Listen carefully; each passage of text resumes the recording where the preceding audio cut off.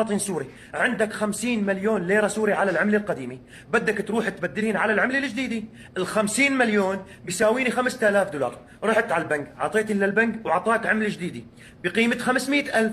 ال 500,000 اليوم بيساويني 500 دولار، يعني الجولاني ضحك عليك شلحك 4500 دولار وانت عم تضحك لك. ليش عم تخلوه يسرق؟